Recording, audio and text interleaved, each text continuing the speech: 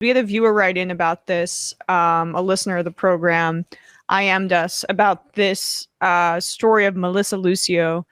So I'd heard about this in passing, but didn't fully know the details of it and wanted to make sure that the audience was aware of it. People are pleading for Texas to stay the execution of a woman named Melissa Lucio, who says she was wrongfully convicted of killing her toddler, Mariah, in 2007. And it appears, based on the reporting, that it's quite clear that she did not mean to do this. The Innocence Project is working on her behalf, and you'll see when you hear the evidence. And not that she didn't just not mean to do it. The evidence seems to be growing that she had nothing to do with the death of this toddler. I'm going to read from a Guardian piece. On the evening of the 15th of February 2007, a team of 5 police officers in Cameron County, Texas, began an interrogation of a Mexican-American mother whom they suspected of having murdered her 2-year-old child.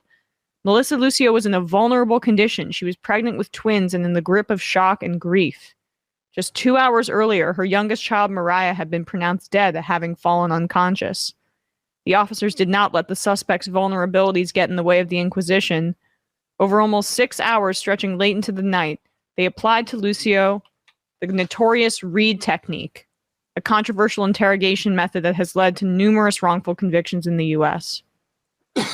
As trained to do under the system, the officers put their faces within inches of Lucio's, screaming at her that she had to know what happened to her child. They had lots of evidence. She was to blame for the death, they said, forcing her to view photographs of the girl's lifeless body.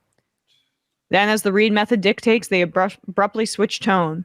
They gently reassured her that she could, quote, put this to rest if she would only confess to having caused the toddler's death.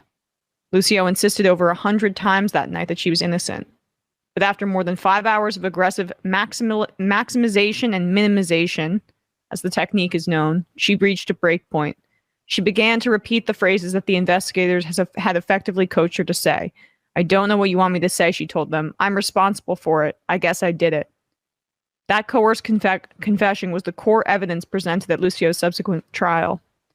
It was critical to the jury's guilty verdict and to the death sentence that followed. Abolish the death penalty in general, because there are a lot of cases like this, by the way. Yeah, I was just going to say, like, the death penalty question is one of, I think that's it's a purity test of your basic seriousness. If you believe in the death penalty, I'm going to give you the benefit of the doubt that you haven't thought of it deeply. If you have thought about it deeply and come to that conclusion, I'm going to take you for a political enemy. But it's bad in a generic sense when you don't have this sort of law enforcement abuse of like a coerced confession like that. But knowing that we do have these sorts of abuses, like it's unbelievable that we would allow like these sorts of agents to take people's lives. Even in, say you were able to guarantee that everyone who got the death penalty was guilty of their crime, it's a wrong position. It's impossible to guarantee it. In fact, we know that there's a very significant likelihood that the person being put to death is innocent. And it seems like in this case, the Guardian continues, a mounting body of evidence, which much of it never heard at trial, some of it actively suppressed by prosecutors, points to a very different conclusion. Mariah was not beaten to death by her mother. She died of internal injuries from an accidental fall. And now Republicans are calling for a stay on her execution too in the state of Texas. This is such an egregious case that it's not just the Innocence Project. It's not just leftists or Democrats. Her execution is set to happen on Wednesday. So time is of the essence here.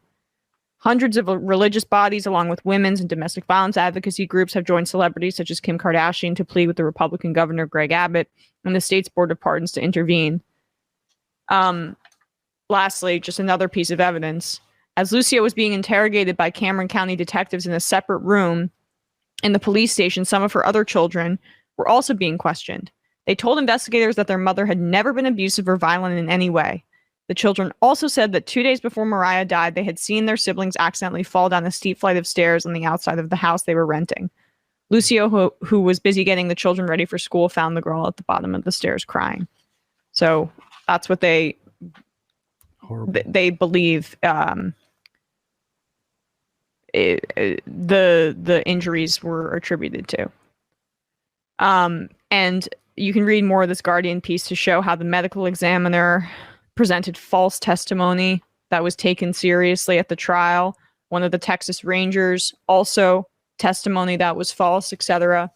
So, especially to Matt's point, you're unserious if you have thought anything about politics and still support the death penalty, because one, it's a position that cannot be defended by morality or by the outcomes and the incentives that it's supposed to create. It's really just brute vengeance at its core and brutality, but also it relies on a complete lack of knowledge or ignorance about police work and the incentives that police officers have to rush to conclusions about cases, regardless of the humanity of the person that they're locking up and potentially sentencing to death. And the prosecutor pursued that in this case.